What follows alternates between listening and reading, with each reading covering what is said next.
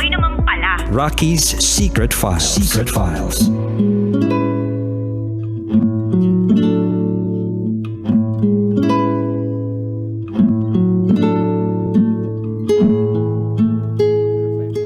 And we're back. Kasama niyo pa rin si DJ Rocky and this is Ria's Secret File. Si Ria na in love sa kanyang best friend na may jowa na.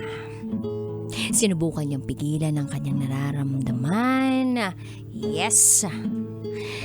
Nakipaghiwalay na siya dito sa taong ito. But then again, napapa-question siya ngayon sa kanyang desisyon kung tama ba na iniwan niya na lang bigla ang taong minamahal niya. Tama ba na hindi niya napansinin ang pagre-reach out nitong taong to? Well, tama talaga yun, lalong-lalo na kung may jowa ng iba. Anyway, pakinggan na natin ang mga kabisyo natin nag-share ng kanilang mga thoughts, comments, suggestions, and violent reactions. Ito pong sabi ni Lolo Peps. Uy, Lolo Peps, nabuhay ka. Kala ko wala ka na. Take it away. Alam mo ba po, kung hindi mo pa kayang manindigan sa desisyong binitawan mo, mabuti sigurong huwag ka munang pumasok sa anumang relasyon. Alamin mo muna ang lakas at ang kahinaan mo, ang hangganan mo. Hulmahin mo muna ang disiplina mo na hindi magpapababa kundi mag-aangat ng dignidad mo. Huwag mong hahayaan na dumating ang araw na hahanapin at kikilalanin mo lang ang sarili mo kapag may tao nang umaasa sa iyo. Hindi mo gugustuhing maging halimbawa ng mga taong dapat layuan ng mga tapat. Tapik sa likod mo, Apo. Akala ko Tuesday ngayon. Bakit parang Sunday? Tapos parang kulang na lang. Kukunin na ako ni Lord. Charot. Uy, pero alam mo, sobrang natutuwa talaga ako pag nagko-comment tong si Lolo Peps. Kasi alam mo na talagang malalim na yung experience niya sa buhay. Tsaka lagi siyang nasa tama. Oo, parang ang dami niya ng mga nadisiplin ng mga bata. Ganun yung peg. So anyway, salamat Lolo Pep sa magandang komento na yan. Full of wisdom. Ito naman ang sabi ni Katrina San Jose. Tama lang yung hindi mo pakikipag-communicate sa taong gusto mong kalimutan. Itanong mo kung tama ba ang ginagawa mo.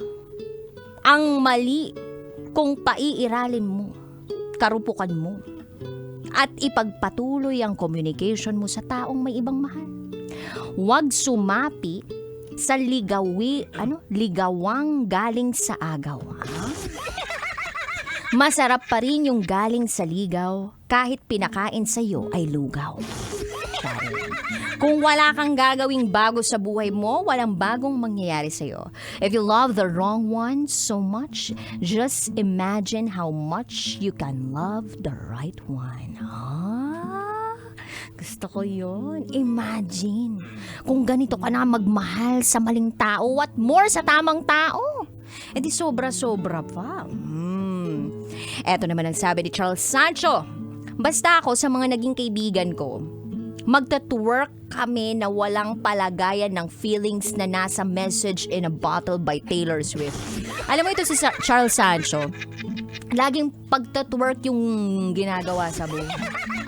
O ito sabi naman ni Robert Jason Tirao, kung alam mo naman na may jowa na siya, tama lang na hiwalayan mo o tigilan mo na. Pwede naman kayong maging magkaibigan pero dapat hanggang doon lang. Yun lamang po. O eto naman ang sabi ni Darwin Russell.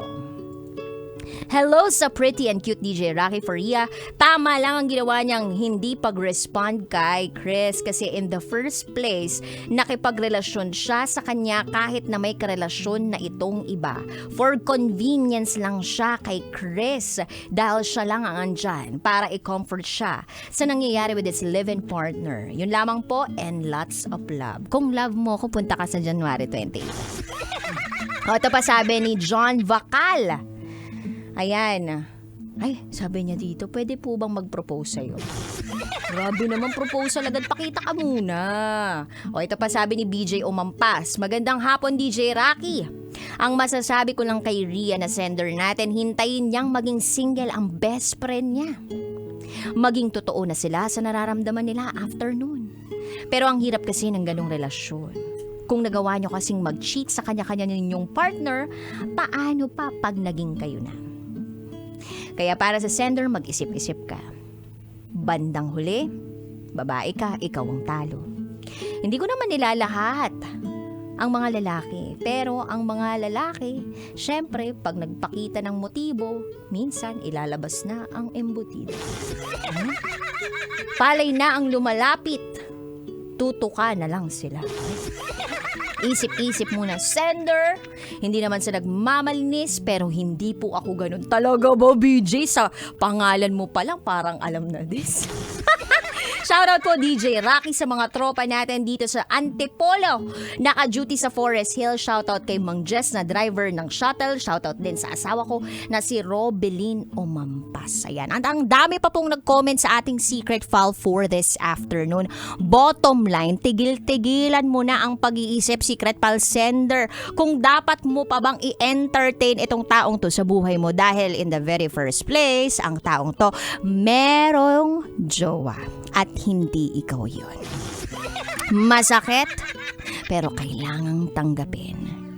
Hindi mo matatagpuan ang tamang tao para sa'yo kung hindi mo pinapakawalan ang maling taong pinipilit mong maging tama para sa'yo.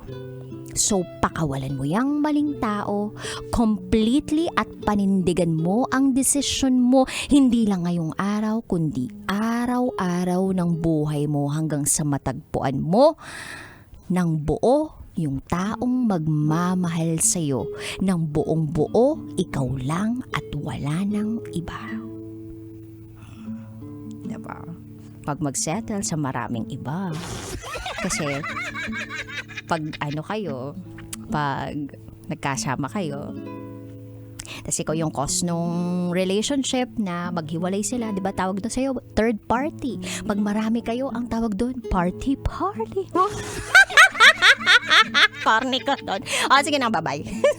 Hindi, mamaya pa magkakasama tayo pa hanggang 5 p.m. pa. Anyway, I gotta say, BRB as in bathroom break. If you wanna share your secrets, share to me, rakatera@gmail.com. Kasama pa rin si DJ Rocky na nag-iimbita sa iyo kabisyo January 28. Alas 4 hanggang alas 6 ng gabi sa Ayala Malls Market Activity Center. Maraming salamat Ayala Malls Market for being our official venue partner para sa Rocky Secret Files book signing. Kasama po ang buong sambayanan ng Love Radio para magpag-games, magpamigay ng cash prizes at kung ano-ano pa. Of course, meron din po magpe-perform dyan ng mga special guests namin na sina Jerry, Cedric Escobar, and Tim Sawyer. Magpapakita daw po ng dibdib sina Diego Bandino, Tanya Chinita, Tambalan, at ang buong puwersa ng Love Radio. So abangan niyo po yan, kabisyo, January 28. You're listening here sa 90.7 Love Radio. This is Rhea's Secret File.